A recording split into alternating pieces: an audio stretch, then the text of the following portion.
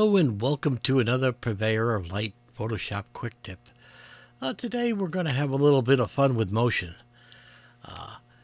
Here we've got a picture of a bullet train, and problem with it is it's sitting in the station. A bullet train should never be sitting in a station. A bullet train should always be in motion. So let's see what we can do about putting this train in motion today. So if you want to follow along today and do this on your own computer at home, you can download this exact image at Pexels, and the address is right here highlighted up top for you. You can download this full resolution image free of charge, and you can then practice at home this same technique.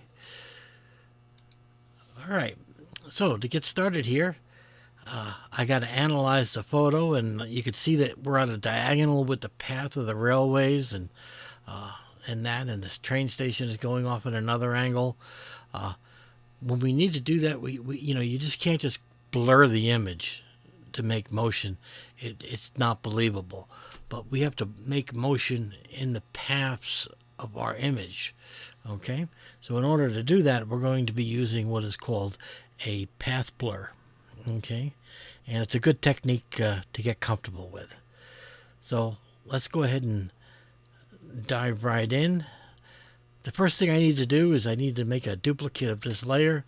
Command or Control J, and that puts a duplicate layer up there for us, and we'll select that. And the next step is I need to isolate the nose of this train, because like if you were panning with a camera, you would pan along as the train was going by, and you would freeze frame on a portion of the train. So we're going to do that by separating that right now. And I think I'm going to go ahead and try the select subject to see how that works. Okay, that's not too bad. It definitely needs a little bit of work, but let's see. Yeah, it needs a little bit of work.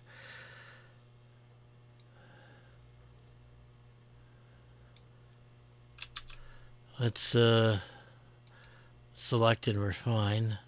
Select a mask. And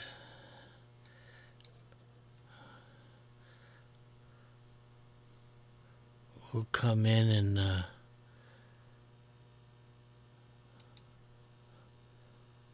try to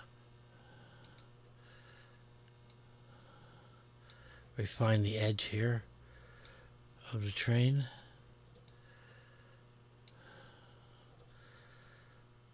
And I'm just cleaning. It doesn't have to be a perfect selection, but it's got to be good enough to at least preserve the nose of the train. Okay, so I'm thinking that's okay. Good enough. So I'm going to change the output to selection with a layer mask on a new layer, and hit OK. Okay, so now we have the nose on its own layer. Okay, and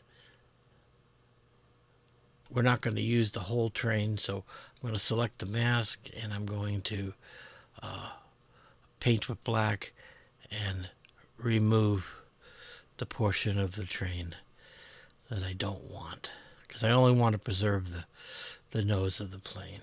There we are. All right. So with that done, we need to concentrate on the second layer, which is the actual train itself. And this is the one I'm going to turn off the top layer for now. And I'm just going to work on the second layer. And this is where we're going to do the path motion. Okay, so let's see here. We're going to go up to filter. Boy, what's going on with this filter here? I think I need to change my batteries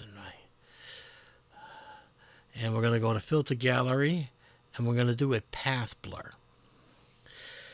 And the path blur lets you select how the blur is going and what direction and what strength.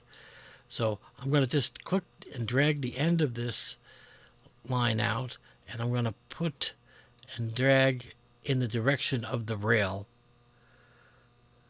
Okay. And that's going to put the motion in that direction. Now I need more direction and more lines in this particular photo, so I'm going to do that now. I'm going to click and drag a new one out.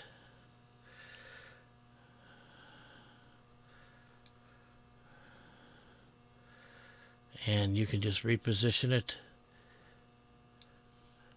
so it's following the lines of the train. Same thing on the platform. Click and drag out that, and you'll notice how that's changing the picture's motion. And you can put as many in as you need to direct the motion in the photo.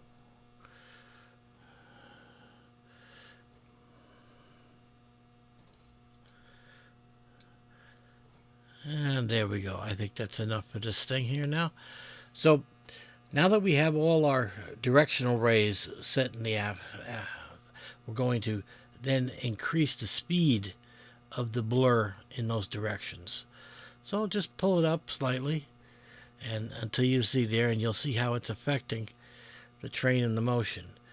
And you move this up until you're happy with the motion in the picture. And you can see how by using a directional path blur, we're getting the effect of speed and movement. And you can go as fast as you want. I'm looking here and I'm looking at what I like for motion. And right now it's 200. And I think we're gonna stay at about 193 for this particular one.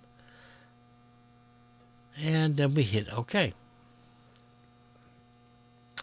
And again, because this is doing a lot of computations, it may take a minute for your computer to render out this motion path blur. Oh, I can't talk today. So maybe I need a beer. I don't know. So we're going here. 3/4 of the way. Almost there.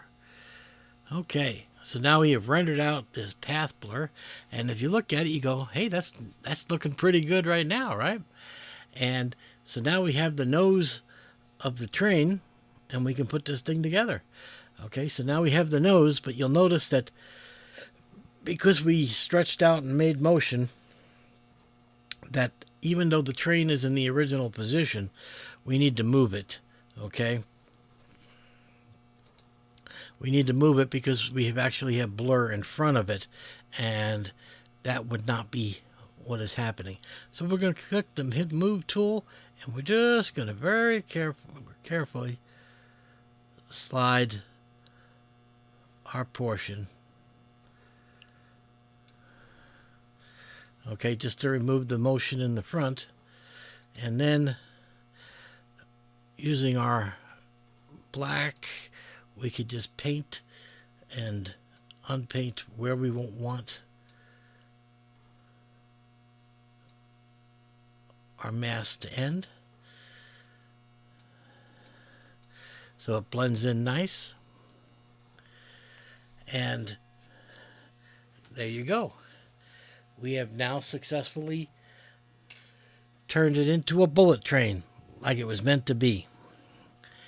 And again, you can experiment with more or less blur, stronger, weaker blurs to get the desired result.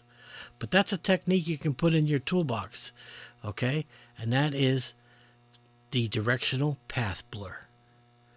So, I hope you found it useful. Until next week, you guys take care.